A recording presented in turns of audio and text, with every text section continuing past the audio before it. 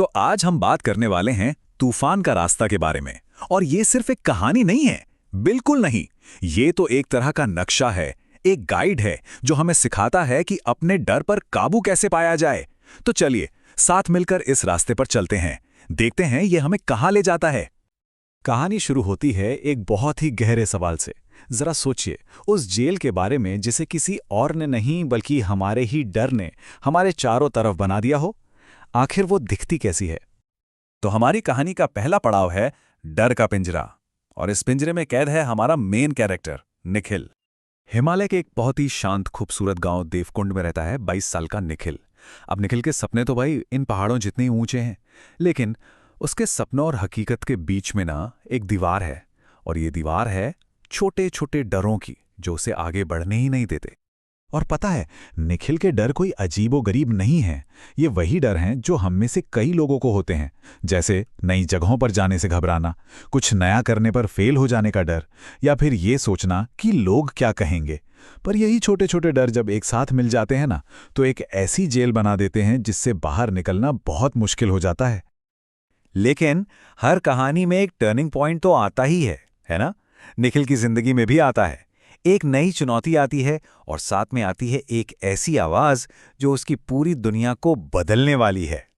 तो होता यह है कि गांव में हर साल होने वाली शिखर चढ़ाई प्रतियोगिता का ऐलान होता है। यह निखिल का वो सपना है जिसे वो हर साल अपनी आंखों में सजाता है और फिर डर के मारे खुद ही तोड़ देता है। और इस बार भी वो बस पीछे हटने ही वाला था। लेकिन तभी उसकी जिंदगी में आते हैं चरण दादा, एक पुराने तजुर्बेकार पर्वतारोही। वो निखिल को देखते ही समझ जाते हैं कि ये लड़का किससे लड़ रहा है। और वो उसे कहते हैं, तुम कायर बनने के लिए पैदा नहीं हुए, चुनौतियां तुम्हें डराने के लिए नहीं बल्कि तुम्हें मजबूत बनाने के लिए आती हैं।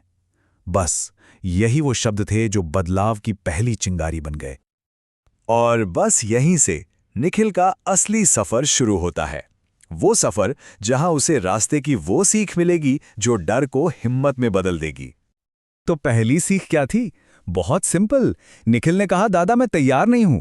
तो दादा ने बस इतना कहा, तैयारी की फिक्र छोड़ो, बस पहला कदम उठाओ, रास्ता अपने आप दिखने लगेगा। और निखिल ने हिम्मत करके वो पहला कदम उठा ही लिया। हाँ, वो थका गिरा भी, पर सबसे जरूरी बात, वो रुका नहीं। ट्रेनिंग के दूसरे दिन चरण दादा ने उससे 3 ऐसी सच्चाइयां बताईं जो सिर्फ पहाड़ों पर चढ़ने के लिए नहीं बल्कि जिंदगी के किसी भी मुश्किल रास्ते पर चलने के लिए जरूरी हैं। पहला, मुश्किल का मतलब नामुमकिन नहीं होता। दूसरा, गिरने से ही पैरों में मजबूती आती है। और तीसरा और सबसे जरूरी, डर आपको आगे बढ़ने से नहीं रोकता, आपका रुक जाना डर को और बड़ा बना देता है। और इन बातों का असर, अरे वो तो साफ साफ दिखने लगा था। कहाँ वो निखिल जो 10 मिनट में हाफ जाता था, और कहाँ अब वो जो 30 मिनट तक लगातार चढ़ाई कर रहा था। उसके चेहरे से डर गायब हो चुका था और उसकी जगह एक कमाल का आत्मविश्वास आ गया था। लेकिन असली परीक्षा तो अभी बाकी थी। अब ट्रेनिंग का वो हिस्सा आने वाला था जहां निखिल को सिर्फ खुद से नहीं बल्कि सीधे सीधे प्रकृति से टकराना था। एक दिन ट्रेनिंग के दौरान मौसम अचानक खराब हो गया, जोरदार तूफान आ गया। निखिल ने डरकर कहा, चलो वापस चलते हैं। लेकिन दादा ने उसे रोक लिया और वो बात कही जो शायद इस कहानी का दिल है। उन्होंने कहा, तूफान के गुजरने का इंतजार मत करो, तूफान का सामना करना सीखो, क्योंकि जिंदगी में भी मुश्किलें मौसम देखकर नहीं आती।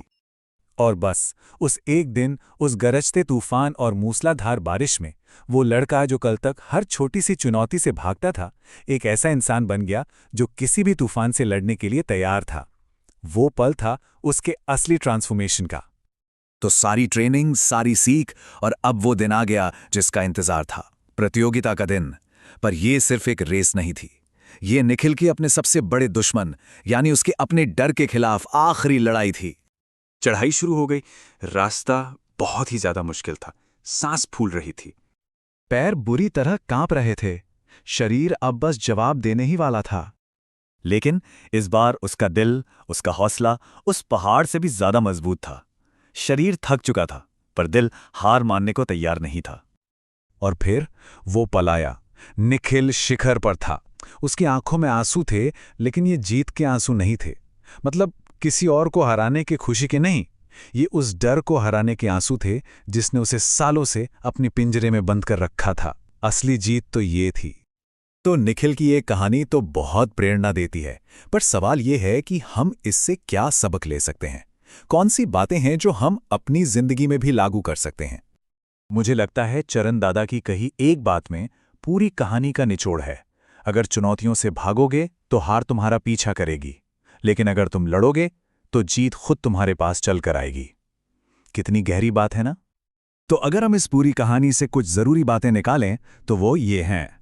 सबसे पहले, सबसे मुश्किल काम है पहला कदम उठाना। दूसरा, डर से भागना नहीं है, उसके बीच से निकलकर जाना है। तीसरा, मुश्किल रास्ते ही मजबूत इंसान बनाते हैं। चौथा, मुसीबतें असल में हमारी काबिलियत को बढ़ाती हैं। और आखिर में, चुनौतियों का सामना करके ही हम खुद को असल में पहचान पाते हैं। तो अब ये कहानी खत्म होती है एक सवाल के साथ, जो मैं आपके लिए छोड़ रहा हूं। सोचिए, आपकी जिंदगी का वो कौन सा शिखर है जो बस इस इंतजार में है कि आप उस पर चढ़ाई शुरू